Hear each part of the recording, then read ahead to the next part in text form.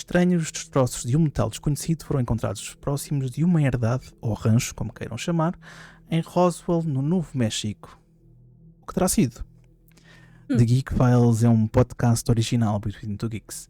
Todas as semanas vamos falar de temas sobrenaturais, paranormais, crimes verdadeiros, eventos inexplicados, histórias verdadeiras ou mitos sobre personagens, criaturas ou seres desconhecidos. O fecheiro que vamos abrir hoje é a primeira parte do incidente de Roswell. Poderão acompanhar o podcast de graça no YouTube e no Spotify. Eu sou o Ruben Teles. E eu sou Diana Ferreira. Olá, Diana. Hello. Hoje gostas do tema, não é? Tudo e contigo. Eu sempre que são temas assim mais para os científicos é bada fixe. Especialmente aliens, né?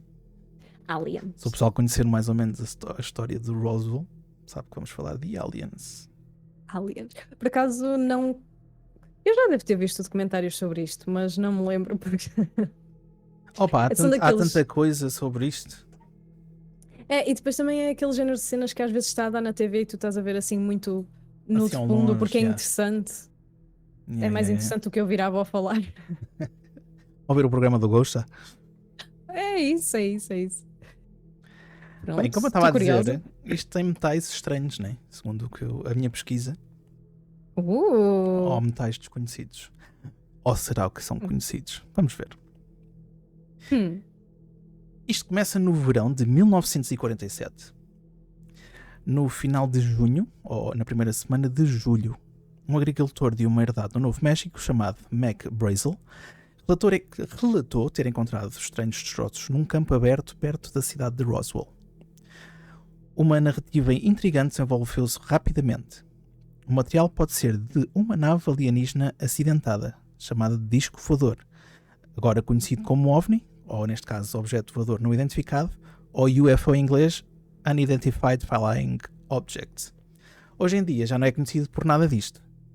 Hoje é conhecido em português por FANI. FANI? Não! FANI. Não. Em português passou a ser a FANI, ou o FANI, porque são fenómenos anómalos não identificados. Em inglês também fica um bocado mais estranho porque passou a ser Unidentified Anomalous Phenomenon, ou UAP. Não, nós não temos jeito. Nós não temos jeito para estas coisas. FANI, mas cai de nome tipo... FANI e UAP, isso é tipo a wet ass pussy. Né? É horrível, não gosto. Mas pronto, como deixou de ser, passou a ser fenómenos, então eles tiveram que alterar também os nomes, não é? Então quer dizer que agora também é tipo auroras boreais esquisitas e... Tudo o que seja, ou seja, este termo, o UAP, já não quer dizer que está só ligado a OVNIs, ok? Qualquer fenómeno que não seja, ou que seja desconhecido do natural ou da ciência, passa a ser um UAP. Quer seja luzes voadoras no céu, quer seja objetos, whatever. Okay. Foi para englobar mais... Já estou a porrar o microfone outra vez. Para englobar mais matéria e confundir as pessoas com a FANI. Com a FANI. É. Bem, o governo dos Estados Unidos rapidamente alegou que se tratava de um balão meteorológico de alto nível caído e rejeitou a história da queda alienígena. Claro. É lógico, não é? Ao longo dos anos, os eventos ficaram conhecidos como o incidente OVNI de Roswell, ou simplesmente Roswell, como é o tema do nosso episódio de hoje. Na década de 1970, o interesse pela história de Roswell renasceu e várias questões foram levantadas. Uma nave alienígena caiu realmente no deserto de Novo México em 1947?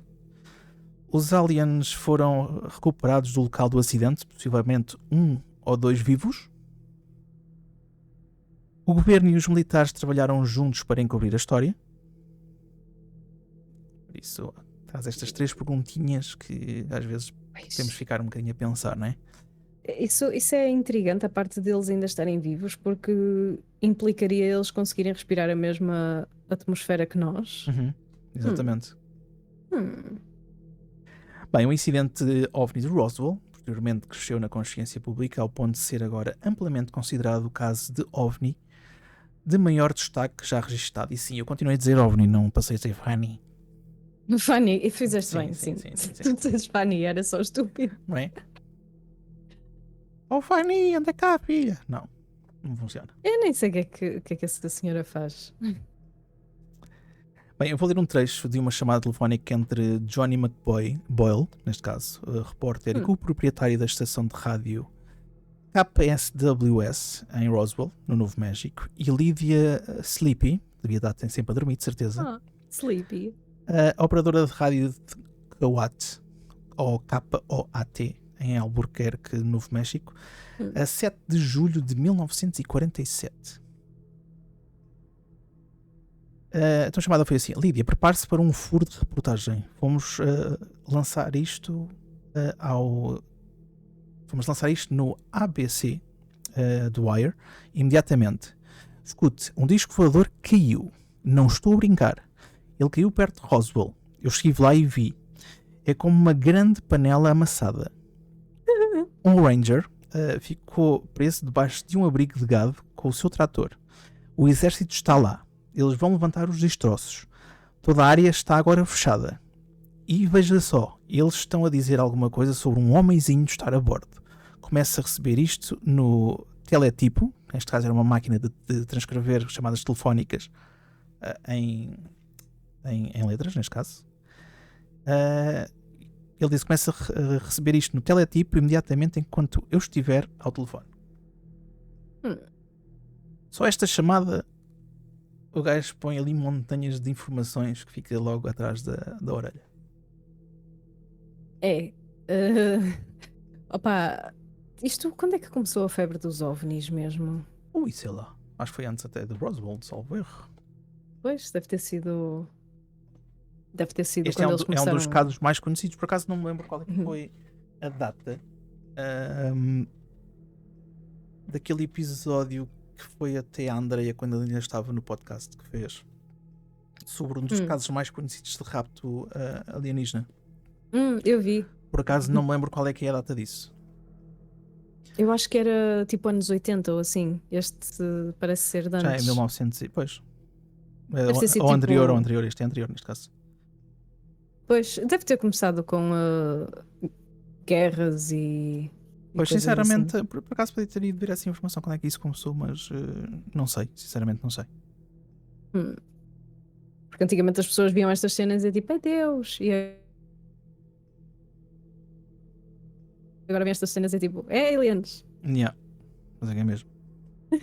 Ficaste a pensar um bocadinho. Fiquei porque isto parou. Ok. Isto da internet hoje deve estar a querer estragar-nos o episódio. Esperemos que não. Não. Bem, continuando, William W. McBrazel era pastor de ovelhas e cowboy no sudoeste dos Estados Unidos. Ele adorava passear sobre o brilhante céu azul no Novo México, levando as ovelhas para o celeiro, tosqueando-as e levando a lã para o mercado, fazendo um bom lucro com isso. Mac era um tipo honrado e firme, um bom trabalhador, querido por todos e educado. A esposa e os filhos de Mac moravam em Tularosa, no Novo México também, mas o seu trabalho como agricultor da herdade Foster ficava a quilómetros de distância, perto de Corona. E não é a cerveja. Quando estava longe da família para trabalhar, ele dormia na herdade, como é lógico. Isto é só para ter um bocadinho de backstory. Mac não estava ciente disto na época, mas estava prestes a descobrir algo que mais tarde evoluiu para o incidente mais famoso da história dos OVNIs. Grande cena. Né? Certa noite, no início de julho de 1947, os relatos variam entre 2 e 4 de julho, uma enorme tempestade formou-se, com relâmpagos a trovejar no céu. Mac, ao ver a tempestade, entre os raios que atingiam o solo, ele percebeu que um era diferente, parecia mais uma explosão. Os raios? E sim. Ok. Os raios que ele estava a ver que batiam no solo, um deles foi um bocadinho diferente, bateu no solo, mas fez uma explosão. Explodiu, ok. No dia seguinte, Mac e um vizinho chamado William D. Proctor estavam a verificar se havia danos nas cercas. Eles encontraram uma área coberta com pedaços de objetos brilhantes de algo que não reconheceram. O material cobria uma grande área que se estendia por algumas pequenas colinas separadas por um pequeno riacho.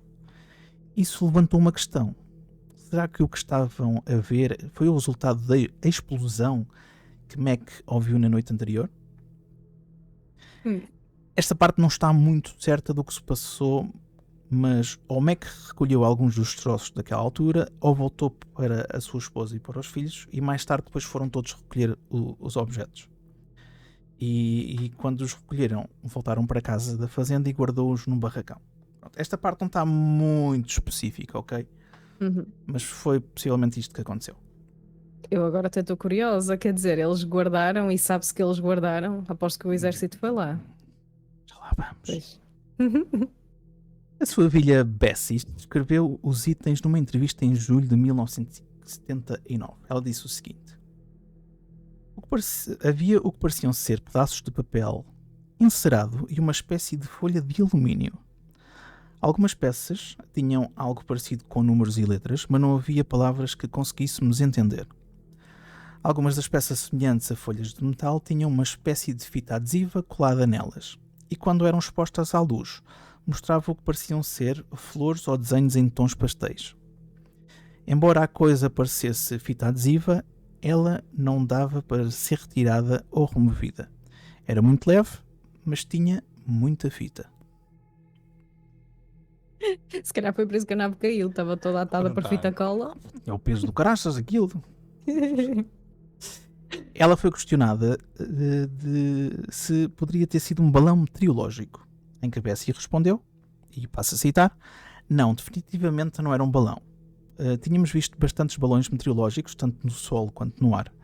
Tínhamos até encontrado alguns balões de estilo japonês que caíam naquela área, ou que caíram naquela área uma vez.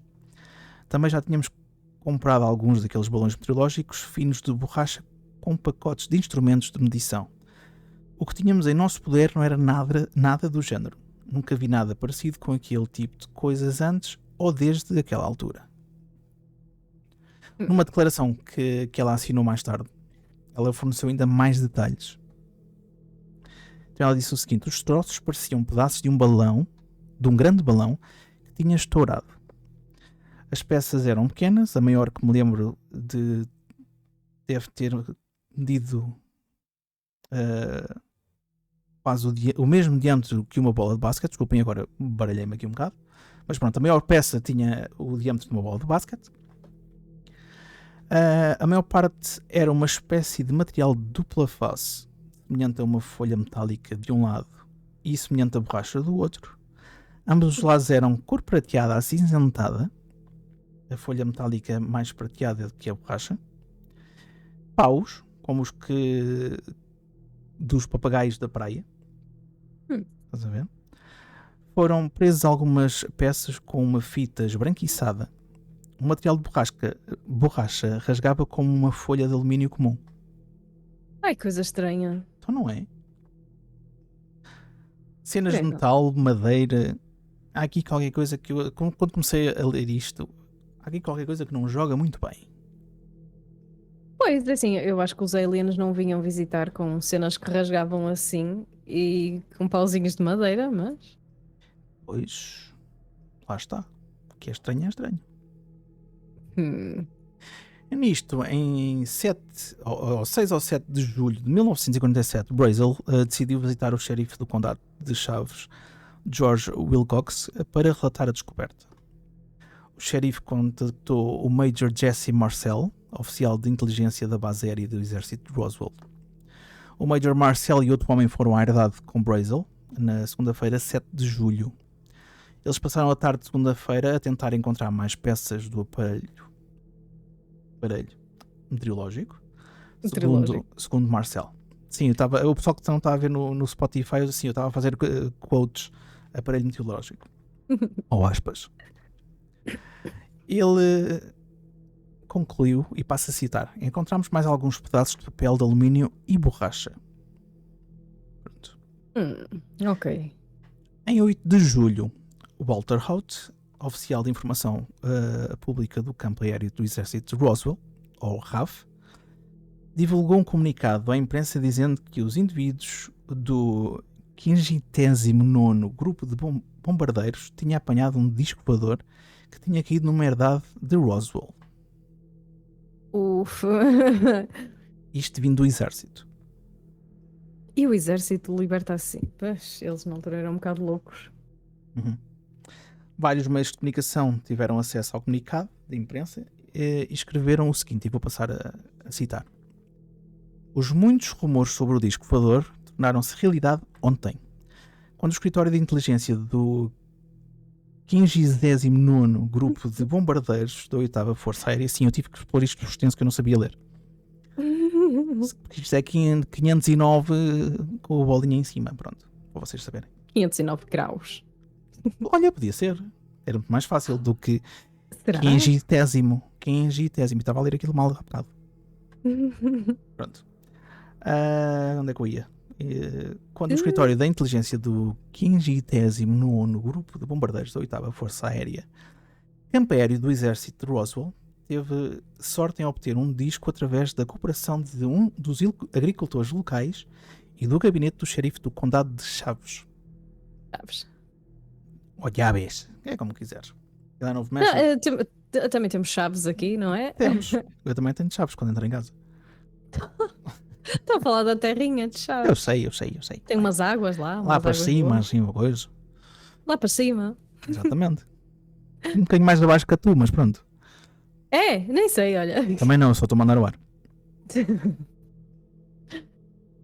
Continuando, o objeto voador aterrou numa herdade perto de Roswell na semana passada. Não tendo telefone, o agricultor guardou o disco até ao momento em que conseguiu entrar em contacto com o gabinete do xerife, que por sua vez notificou o Major Jesse do 59º Escritório da Inteligência do Grupo de Bombardeiros. As providências foram tomadas imediatamente e o disco foi recolhido da casa do agricultor, que neste caso era a herdade. Foi inspecionado no campo aéreo do exército de Roswell e posteriormente emprestado pelo Major Marcel ao quartel-general superior. Coisa estranha. Isto é que não foi parece... o comunicado. Pois, tens razão. Entretanto, houve uma entrevista à imprensa, que neste caso, na noite de 8 de julho, Brazel foi entrevistado por um repórter do Roswell Daily Record e também por um repórter da Associated Press chamado Jason Callahan. Um fotógrafo da AP chamado Robin Eder tirou uma foto e enviou-a na manhã seguinte. A entrevista do Roswell Daily Record foi publicada na tarde seguinte.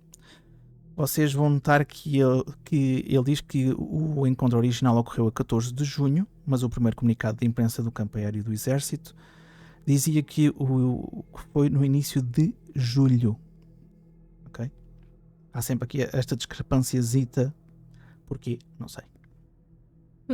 Mas o texto completo, eu tenho aqui o texto completo, diz o seguinte. O título era Agricultor assediado que localizou o disco arrependido por ter contado sobre o que sucedeu. W.W. Brazel, 48 anos, agricultor do condado de Lincoln, que mora a 30 milhas do sul de Corona, contou hoje a sua história de encontrar o que o exército inicialmente descreveu como um disco voador, mas a publicidade que a sua descoberta levantou levou a acrescentar que se ele encontrasse qualquer outra coisa, exceto uma bomba, ele de certeza que não diria nada a ninguém. Oi, que se passou? Que se passou? Brazer foi trazido aqui ontem à noite por W.E. Whitmore, da rádio de KGFL. Tirou uma foto e deu uma entrevista ao Record e ao Jason Callahan, enviado do escritório de Albuquerque da Associated Press para cobrir a história. A foto para a qual ele posou foi enviada por meio de uma máquina de envio de telefoto da AP, especialmente instalada no escritório do registro por R.D. Adair, chefe de transmissão da AP enviada de Albuquerque para cá, com o único propósito de divulgar a sua foto e a do xerife George Wilcox, a quem Brazer originalmente deu as informações de sua descoberta. Eles tinham umas tecnologias tão incríveis. Eu nem sequer fazia a mínima ideia que eles tinham isto. Era exército, não é? Eles tinham tecnologia alien. Ok. Pois. Não, lá está. A tecnologia que estava a ser utilizada é o que nós utilizamos basicamente hoje com os telemóveis, não é? Depois estavam a mandar MMS. Olha, e não pagavam como nós pagamos. Então, olha. O texto continua assim. Brazier relatou que em 14 de junho, lá está, estás a ver, 14 de junho, ele e um filho de 8 anos, Vernon, estavam a cerca de 11 ou 13 km da casa da herdade J.B. Foster, que ele é agricultor, quando se depararam com uma grande área de destroços brilhantes, composta de tiras de borracha, papel de alumínio, um papel bastante resistente e palitos. Palitos, meu, não estou a entender porque. Palitos, não era para limpar os dentes? É, os aliens têm dentes sequer? Não sei, nunca vi nenhum. Pois. Se fiz o filme do Alien, o gajo até tem 2 bocas. Tem uma grande que abre e depois tem uma pequena e vai. Pronto. Se calhar tem muita utilidade para palitos. Oh! E olha o que ele gasta em escova de dentes. Ih, coitado. Yeah, eu preferia gastar em palitos. É que ainda por cima aquela baba do Alien, aquilo é tipo ácido. A quantidade de escovas que eles gastam por cada vez que vão lavar os dentes. Mesmo, coitado. Oh, uau. Bem, continuando, na época Brazier estava com pressa para fazer a sua ronda e não prestou muita atenção àquele cenário, mas ele comentou que o que tinha visto no dia 14 de julho, ele, sua esposa, Vernon e uma filha, Betty, de 14 anos, voltaram ao local e recolheram alguns dos destroços. No dia seguinte, ele ouviu falar pela primeira vez sobre os discos voadores e perguntou se o que tinham encontrado poderia ser os restos de um deles. Segunda-feira, ele veio à cidade para vender um pouco de lã e enquanto estava aqui foi ver o xerife George Wilcox e sussurrou de forma meio confidencial que poderia ter encontrado um disco voador. Eu estou a imaginar o filme. Anda cá. Acho que comprei um disco voador ali no meio das vacas. Não sei, porque aquilo estava assim um bocado estranho. Aquilo tem umas cores estranhas. Então ao sol aquilo tem cores pastéis e tem uns palitos ali que parece um papagaio. Achas que os aliens usam palitos? E depois o xerife pensa, se calhar vou falar com o gajo do exército, porque isto está um bocado estranho. Lá está, é o que diz o texto. Wilcox entrou em contacto com o campo do exército de Roswell, o Major Jesse A. Marcel, e um homem à paisana o acompanharam até ao local dos destroços, onde recolheram o restante dos pedaços do disco e foram até à sua casa para tentar reconstruí-lo. E foram lá com a super cola. Fazer um puzzle. Cola o HU, se aquilo era papel, não precisavam de mais. De acordo com Brazier, ou Brazel, neste caso, desculpem, eles simplesmente não conseguiram reconstruí-lo. Então o Major Marcel trouxe o objeto para Roswell e foi a última vez que ouviu falar nele, até que surgiu a história que Brazel tinha encontrado um disco voador. Brazel disse que não o viu cair do céu e não o viu antes de ser rasgado. Então ele não sabia o tamanho ou o formato que poderia ter, mas pensou que poderia ser do tamanho de um tampo, de uma mesa. O balão que o sustentava no ar, se fosse assim que funcionasse, deveria ter cerca de 3,6 metros de comprimento. A borracha era de cor cinza, esfumaçada e estava espalhada por uma área de cerca de 200 metros de diâmetro. Eu não fazia ideia que isto era tipo um OVNI com um balãozinho por cima. Pois não sei. Os gajos antigamente se calhar tinham a mania, tinham aqueles balões antigos, como é que eles chamavam? Os dirigíveis. É, sim. O texto ainda continua, que este texto é que era um comprido como o caralho, já me lembrava. Quando os detritos foram recolhidos, o papel de alumínio, a fita adesiva e os paus formaram algo de cerca de 1 metro de comprimento e 18 ou 20 centímetros de espessura, enquanto a borracha formou algo de cerca de 18 ou 50 centímetros de comprimento e cerca de 20 centímetros de espessura. 20 centímetros de espessura ainda é bué. Porra, é mesmo. Ficou espesso. Yeah. Mesmo assim, é tão estranho como é que era um material tão fácil de rasgar. Que esquisito.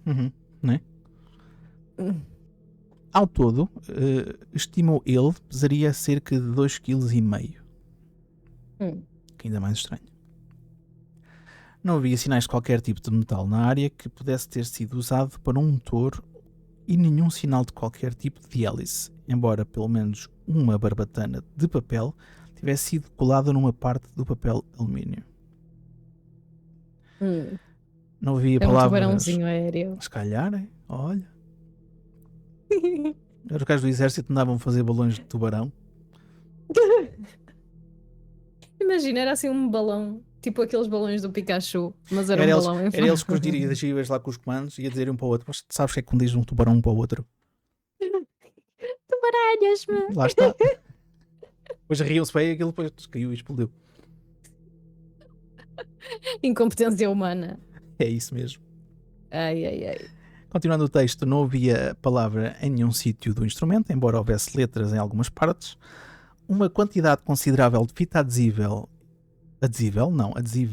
e alguma fita com flores impressas foram usadas na construção. Parece cada vez mais uma construção feita por um puto.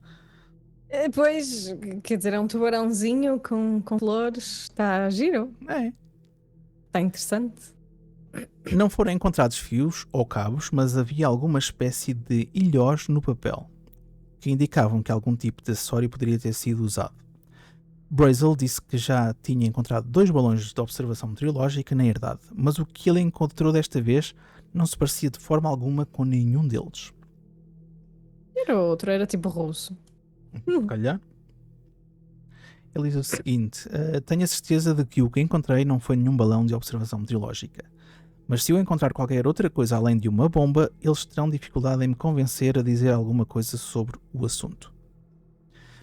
Relatos posteriores relatam que esse encontro ocorreu a 14 de junho, mas o primeiro comunicado da imprensa do campo aéreo do exército de Roswell dizia que foi no início de julho. Isto foi... Deixa-me andar para trás que é para eu dizer isto como deve ser. Foi o texto que saiu lá daquela entrevista.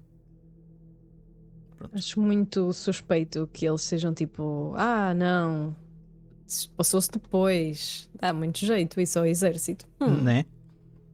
Mas também tenho aqui Sospeitoso. a transcrição da entrevista que o artigo de Jason Callahan, da Associated Press, que apareceu no mesmo dia num número limitado de jornais no Novo México.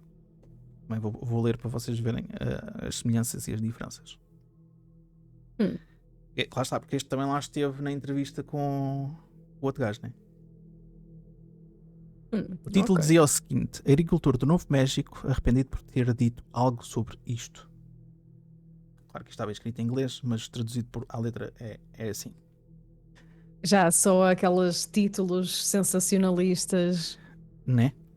E devia ser He em letras regrets vermelhas. saying this. Se calhar não era vermelhos, porque na altura eles não usavam cores nos jornais, mas era letras garrafais. Coitado. He regrets saying anything about it. Os médicos odeiam, não? Os militares odeiam, não? Exato. Lá está, isto era por Jason Callahan. A reportagem que apareceu no jornal diz o seguinte: Roswell, 9 de julho, AP.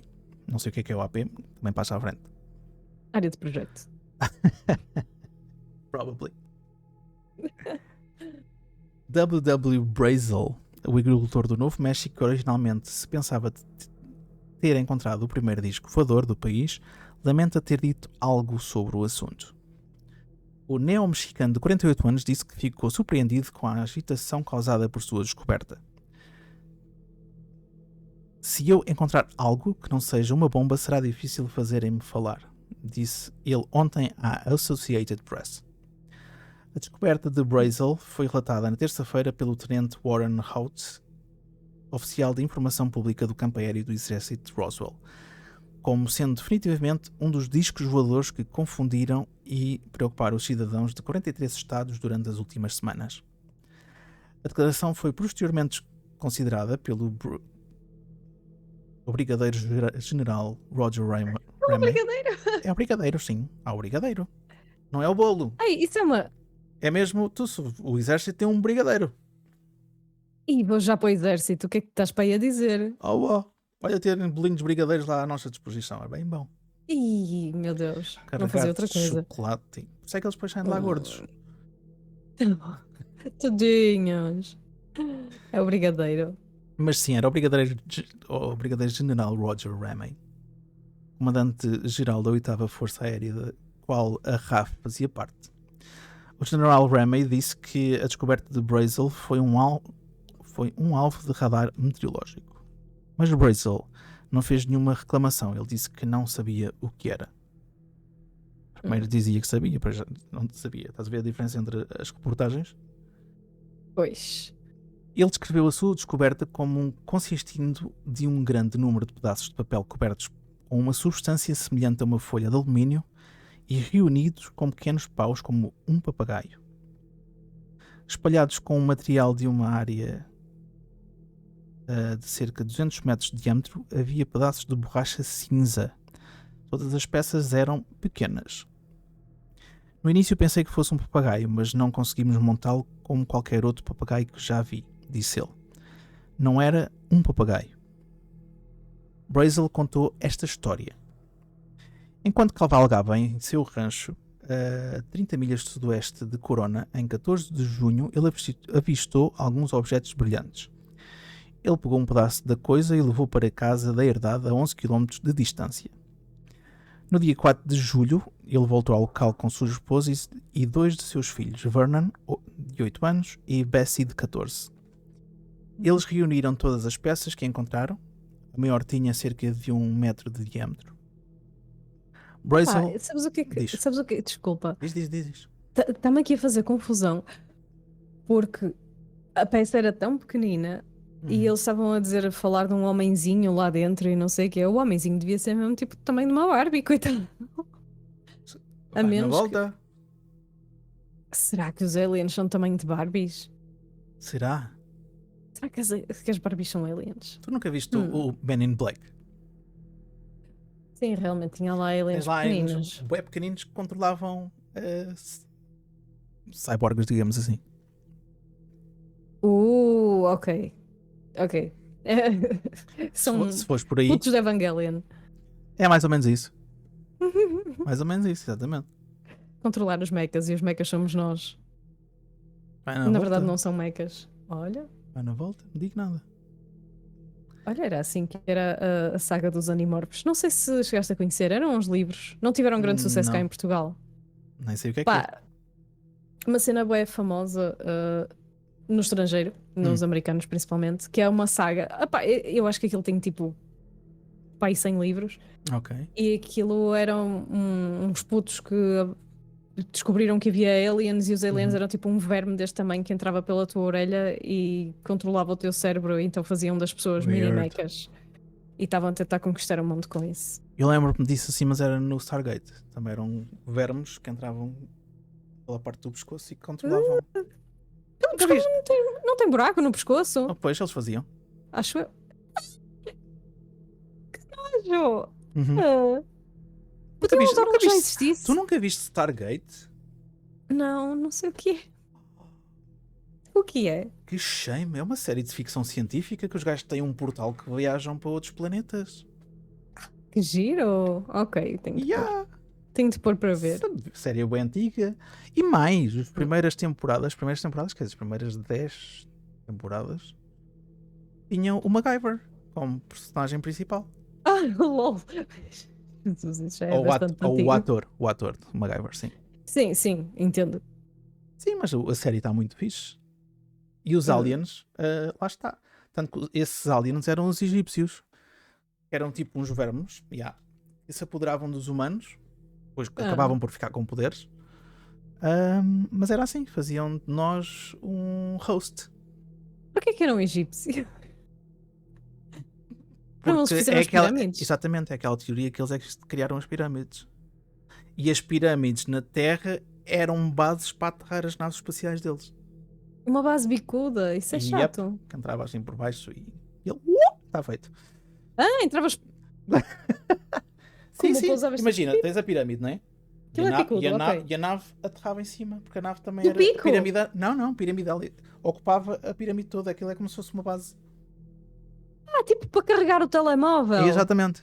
Tipo para carregar a escova dos dentes elétrica. Isso. É tipo fazer. Sim. Tipo Que fixe. Por isso é que tinha a pontinha dourada, era a condutividade, era para carregar a bateria. Dizia comichão lá para dentro. Era assim que eles carregavam, quer dizer, tu agora também carregas carros elétricos, eles ali era tipo. Yeah. Mas sim, essa série tinha esse tipo de aliens que faziam de nós hosts. Ok. Interessante, tenho de ver. Não sei se tem Vamos a algum ver. serviço de streaming, sou-te sincero. A Mas internet. vês isso legalmente.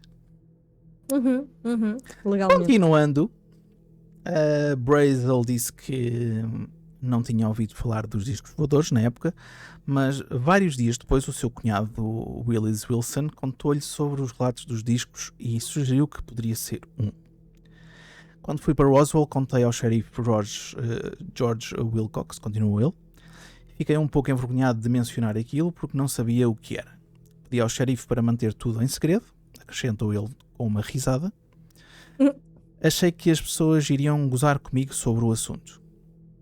O xerife Wilcox encaminhou a descoberta aos oficiais de inteligência do campo aéreo do exército de Roswell e o Major Jesse A. Marcel e um homem à paisana, que Brazel não conseguiu identificar, foram ao rancho e trouxeram os pedaços de material para o campo aéreo. Não ouvi mais nada sobre aquilo até que as coisas começaram a estourar, disse Brazel. O senhor, como esta história se espalhou, disse ele em tom de exclamação. Para terminar o texto, ele disse que Brazel disse que não viu a coisa antes de cair e que estava muito destruída quando a encontrou. Ok? Vocês podem ver que nestas histórias que Brazel é na verdade o cowboy, como eu tinha dito, bem educado e que pareceu sempre ser, né? Era uma pessoa acessível e falava bem, era uma pessoa decente. Uma pessoa decente. Decente, pronto. Um bom rapaz. Exato, Um bom moço. um bom cowboy. Cowboy. Ele estava relutante em partilhar informações adicionais sobre os supostos locais dos acidentes porque não queria parecer que estava a enlouquecer. Em 1947 as pessoas estavam muito menos conscientes dos OVNIs do que estão hoje em dia, não é? Claro. O comandante do 59º Grupo de Bombardeiros foi William H. Blackard. Ele ligou para a 8ª Força Aérea em Fort Worth, Texas, para falar com o General Roger M. Ramey. Ramey imediatamente ordenou a Blackard que enviasse o objeto ao campo aéreo do exército em Fort Worth para exame. Depois de chegar à base, Irving Newton, um suboficial da base, concordou com a posição do General Ramey de que o objeto era um balão meteorológico e seu papagaio. O papagaio é o apelido de um refletor de radar que permite que o balão meteorológico seja rastreado a partir do solo. Pronto, esse é o termo papagaio. Ok. Não tem nada a ver com papagaio. Não tem nada a ver com os pauzinhos que estávamos a falar há bocado, que pareciam aqueles papagaios de praia, mas sim, há mesmo um termo nos balões meteorológicos que é chamado papagaio. Ok. O General Ramey enviou um novo comunicado de imprensa que caracterizou o objeto como um balão meteorológico. Ramey fez com que a sua equipa tirasse várias fotos dos destroços que foram originalmente declarados como provenientes do objeto. No entanto, Jesse Marcel, que voou com os destroços para Fort Worth, disse mais tarde que os objetos da foto publicada pelos militares não eram do mesmo material que ele transportou. Uma possível discrepância que alimentava ainda mais a história do encobrimento do governo. Não há nada que seja claro aqui. Né? Até agora está tudo muito confuso. Não se sabe quando é que se passa, o que é que foi, o que é que não foi, enfim. Exatamente. É um papagaio, não é um papagaio? É um balão meteorológico, não é? Pronto. Todo esse episódio desapareceu rapidamente do ciclo de notícias e o povo do Novo México voltou à sua vida cotidiana. E como apareceu, desapareceu. É como é as notícias em Portugal. Caiu um OVNI. Ok, fixe. Não se fala mais. Exatamente. Só muito mais tarde, em 1978, para ver o quão mais tarde foi. Pois, muitos anos. Stanton Friedman, físico nuclear e escritor, conduziu uma entrevista com Jesse Marcel. O relato que Marcel disse ao Sr. Friedman foi o início de um interessante crescente no que se tornou o incidente de OVNI mais conhecido da história. Nos 15 anos seguintes, várias pessoas interessadas em descobrir mais sobre o incidente de Roswell e sobre os OVNIs em geral entrevistaram centenas de pessoas que estavam ligadas ou alegavam estar ligadas aos eventos de Roswell em 1947. Esses pesquisadores incluem Friedman, Carl T. Pflock, William Moore e os esforços combinados de Donald R. Schmidt e Kevin D. Randall. Não sei se é só uns nomes que apareceram aqui. A Lei da Liberdade de Informação ajudou que estes esforços, uma vez que os investigadores puderam consultar muitos documentos anteriormente inacessíveis, muitos autores chegaram à conclusão de que uma nave alienígena, ou possivelmente duas, tinha caído perto de Roswell, depois de terem tido acesso a esses documentos. Essa não é aquela lei que passado X tempo tem São de se obrigados a... libertar? Sim, exatamente. Pois. Por isso é que se calhar se passou tanto tempo entre os primeiros acontecimentos e isto. E por isso é que hoje em dia há tanta informação a sair sobre fanis. Pois, era Estás a ver? tudo desta época. Yeah. Além disso, sentiram que vários alienígenas, incluindo alguns que ainda estavam vivos, foram encontrados e levados do local do acidente. Mais importante ainda, alegam que os militares e o governo conduziram um enorme encobrimento de toda a série de acontecimentos. Ok. Estou curiosa para ver como é que homenzinhos pequeninos cabiam dentro de um disco de 1 metro. Já não eram homenzinhos. E será, Eram será que aquilo que eles encontraram era mesmo parte da nave? Se calhar foi contra um balão meteorológico, não? É na volta? Pois. Bem, isto deu uma explosão dos mídias, né? Este tipo de coisas. O resultado de seus esforços foram muitos artigos, publicações, livros, especiais de TV e até um filme para a TV que destacou a história de Roswell de 1947. Com o tempo, a história ganhou força a tal ponto que, em meados da década de 1990, muitas pessoas acreditavam que os alienígenas sofreram um acidente e que o governo dos Estados Unidos estava a encobrir tudo. À medida que surgiram novas testemunhas, histórias e que livros e artigos começaram a ser publicados por volta de 1980, mais e mais pessoas começaram a duvidar da posição do governo. A primeira reação do governo foi um relatório da Força Aérea de 1994 que ia contra todas as teorias de acidentes alienígenas. Claro. Não é? Óbvio, não Não é? podíamos estar à espera de outra coisa. Várias teorias foram formuladas por diferentes autores e especialistas.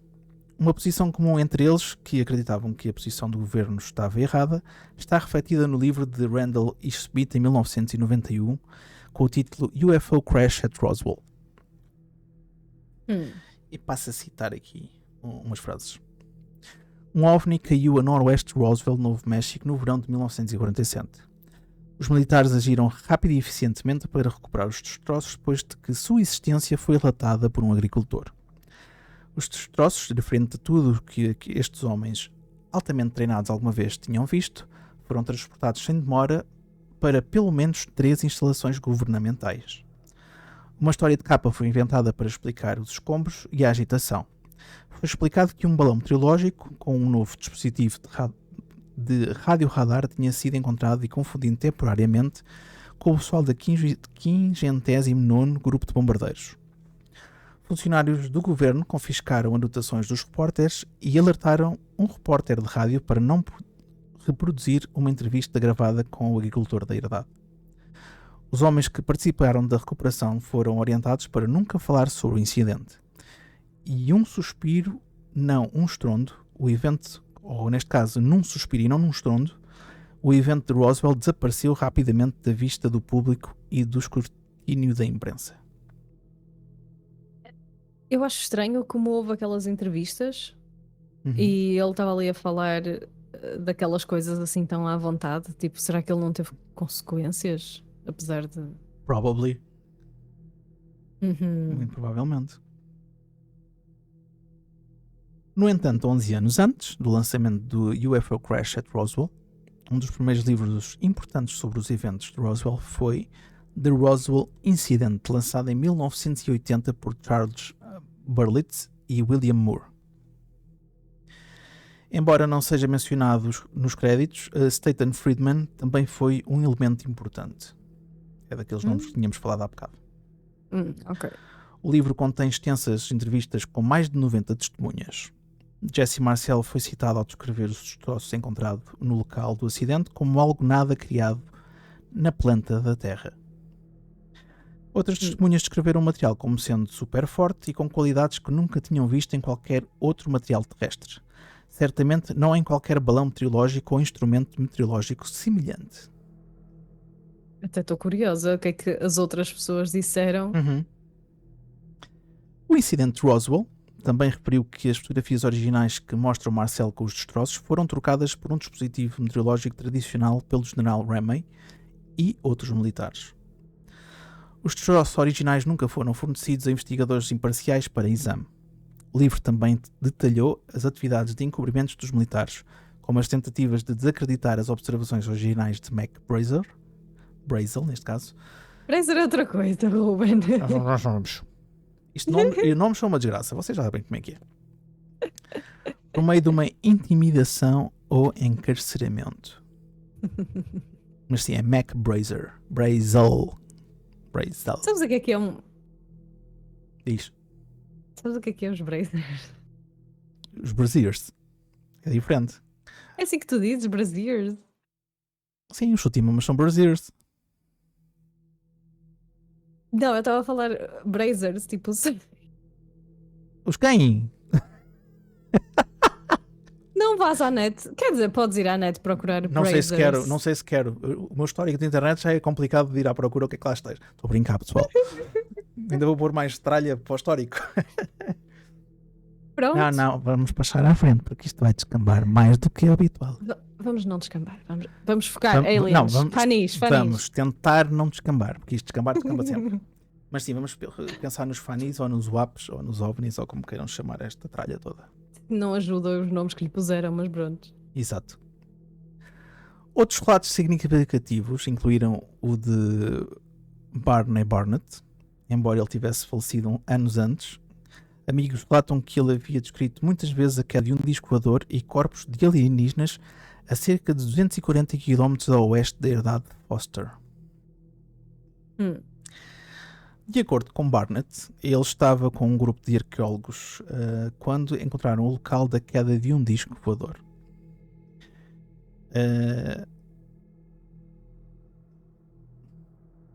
Perdi-me agora, carreguei aqui no tablet. Isto passou de páginas que nem um desalmado. Eu vou ler outra vez a frase que é para ter continuidade. De acordo com Barnett, ele estava com um grupo de arqueólogos quando encontraram o local da queda de um disco voador alienígena e as infelizes vítimas do incidente a 3 de julho de 1947. Eles foram rapidamente retirados da área por militares.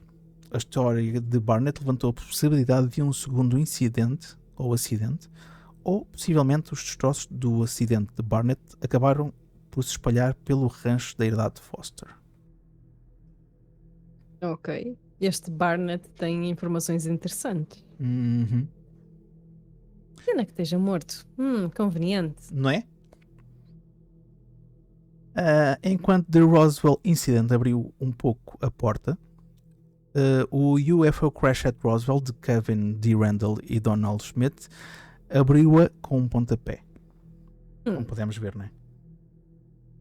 Lançado em 1991, capitalizou a crescente publicidade e consciência pública dos eventos de Roswell e as revelações de vários relatos de testemunhas oculares. Alguns dos cronogramas originais foram esclarecidos, por exemplo, a data original em que Mac Brazel relatou a existência do local que levou Marcel a ir à herdade foi domingo 6 de julho e não no dia seguinte, como alegadamente tinha sido feito, neste caso originalmente. Além disso, foram divulgadas novas informações, como histórias sobre uma escavação que se estendeu por 120 ou 150 metros na herdade de Foster e uma extensa operação de recuperação. São informações novas. O livro também discutiu os relatos de Barnett, embora eles tenham alterado as datas e locais do incidente de Roswell. Desta vez eles disseram que Brazel levou o exército a um segundo acidente e o exército estava horrorizado ao já encontrar civis no local. Como é que eles queriam ter sido avisados? Né? Se não fosse por civis? Os autores também descreveram a sequência de eventos que rastreia os cadáveres alienígenas desde o local do incidente, ou do acidente, enviados para o campo de aviação de Roswell, para Fort Worth e, eventualmente, para Wright Field em Dayton, Ohio. Ohio! Por isso, Sorry. se houver... Na boa. Por isso, se houveram cadáveres, passaram por estes 3 locais. Foram andar a saltar de um lado para o outro. Andaram ali a mostrar. Ai, que giro, olha um alien empalhado. Tipo aquelas raposas empalhadas da internet. Né? Staten Friedman novamente ocupou o centro das atenções OVNI, as atenções OVNI, ou FANI, quando publicou Crash at Corona, com Donald Berliner, em 1992. Friedman usou o conhecimento que adquiriu descrevendo o incidente de Roswell para ajudá-los a construir um caso de encobrimento de um OVNI recuperado. Eles basearam a sua posição nas evidências que descobriram, incluindo documentos no arquivo do Majestic 12. É isto, Majestic 12. Também conhecido como MJ-12, o Majestic 12 era um suposto nome de código para uma conspiração secreta de líderes governamentais, científicos e militares. Foi criado por ordem executiva do presidente Harry Truman. A única razão de sua existência era investigar o incidente de Roswell. Só? Uhum. Eles eram 12 pessoas magésticas e só estavam a fazer isto? Pois, não sei.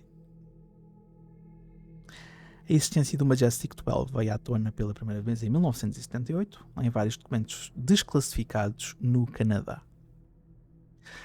Contribuindo para a confusão dos pesquisadores que tentavam descobrir a verdade sobre toda a história do incidente de Roswell, estava uma série de documentos falsos que surgiram em 1984 nos Estados Unidos da América. Eles também se referiram ao Majestic 12 e embora fossem recriações muito boas dos documentos reais, o Federal Bureau of Investigation, e agora enrolei-me todo, vou repetir. Podias ter dito Female Body Investigation. Era muito Tipo mais as giro, não é? t-shirts. Não, mas queria dizer o nome daquilo, porque às vezes o pessoal conhece o FBI, mas não sabe o que é que aquilo quer dizer. Pois, eu não sei. Então eu fui buscar mesmo, que é o Federal Bureau of Investigation. Concluíam que eram completamente falsos.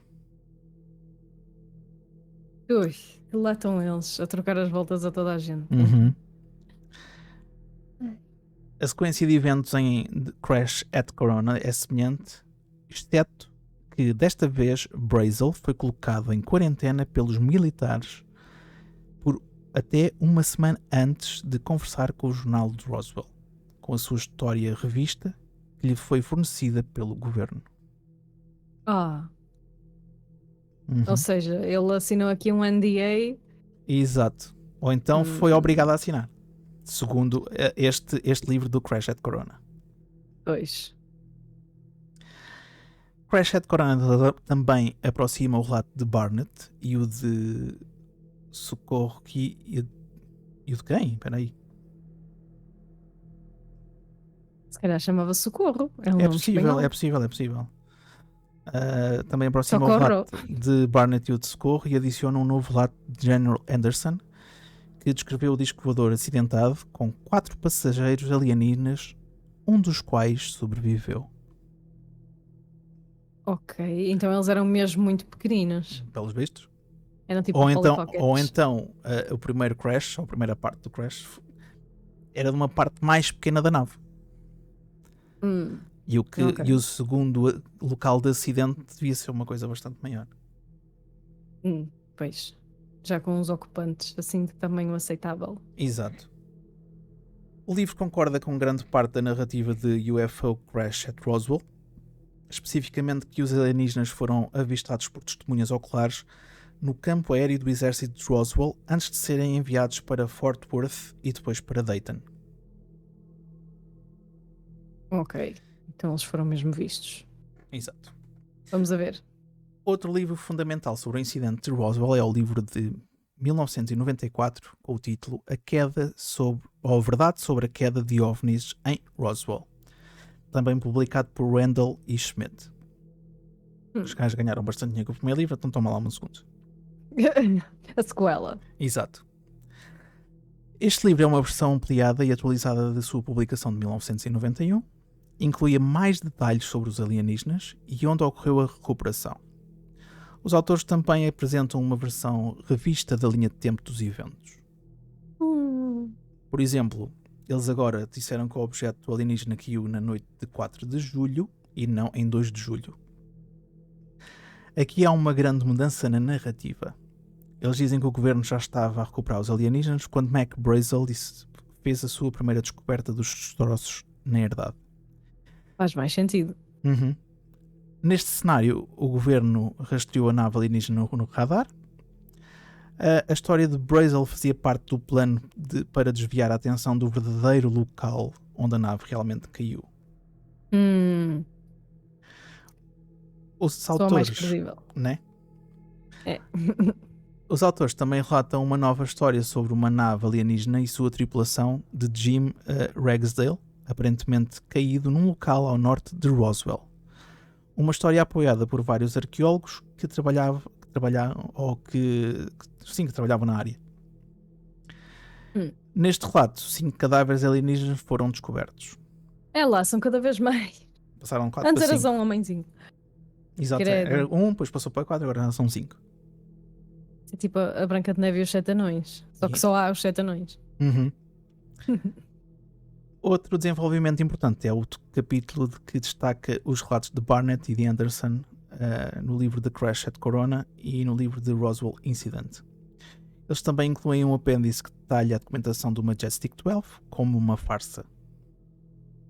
Ambas as publicações de Randall e de Schmidt são amplamente citadas por os ufólogos, ou ufólogos neste caso. Os fanifólogos. Exatamente. Os autores disseram ter entrevistado 500 pessoas durante a investigação do incidente de Roswell. Mas Nossa. hoje ficamos por aqui. Como assim? Agora que estava a ficar melhor? Né? Então, Que antes era tipo, caiu um papagaio. Mas sim, hoje ficamos por aqui porque senão o episódio ia ficar enorme. Muito longo.